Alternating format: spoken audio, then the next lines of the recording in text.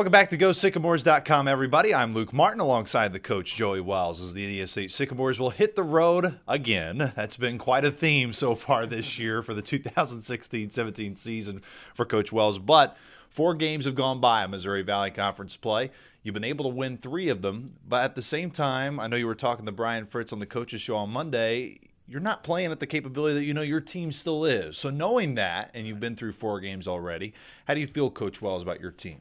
Well, I think we still have plenty of room for improvement.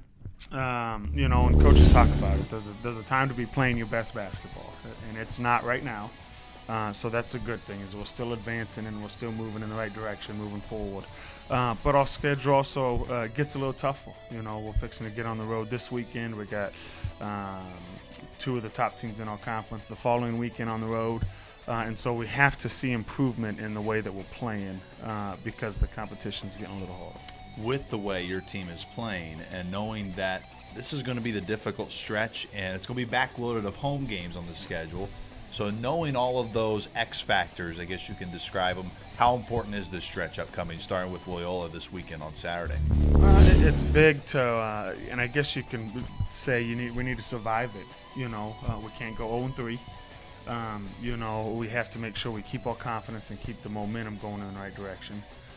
But it's not a do or die where you have to win all 3 of them either. You got to find that balance. As long as we continue to play well, when we're on the road, and so we have the confidence that when we get them back at our place, later on, we know that we can compete and we have a chance to beat them. I know Sycamore fans have really enjoyed watching Ashley Taya continue to grow and mature this year. From where this year started to where it is now, not that anybody is surprised about the numbers that Ashley is producing, but where have you seen her biggest growth from at the beginning of the year, just starting to find that role of being the go-to player, to now really it seems like to be thriving in that role early on here in the conference stretch? Yeah, I see the biggest change, in the fact that it's not her numbers stuff, because that's something that we felt she could always do, but it's just her calmness that she gives to the other players now. And the confidence that the other players have in her. And it used to just be during the game, and now it's happening in timeouts. When in timeouts we see her talking to them or calming them down. We play the overtime game, and she's the one going, nope, we got this. It's 5 more minutes. Let's go have fun. Let's go win this thing.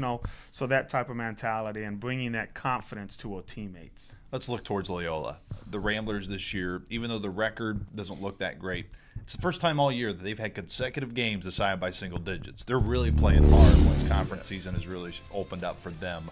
When you watch them on film and really approach this game, how do you block out the numbers? Because the numbers will tell you a different story than necessarily what it seems like the Ramblers team that you'll face on Saturday night in Chicago.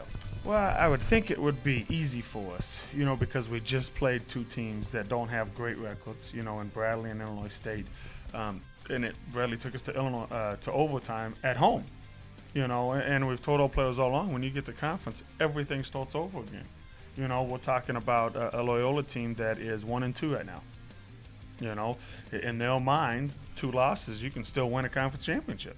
So there's nobody's playing like, oh man, the season's over with me. Everybody's going, nope, we got a chance. Let's just keep battling through this thing.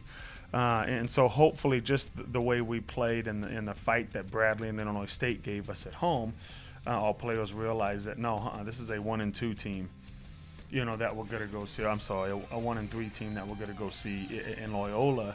And not look at the big picture, because they're thinking, no, all they need is another win to turn this thing around for them. And they're playing really hard. It's going to be similar offensive sets, meaning that we're going to see a lot of ball screens.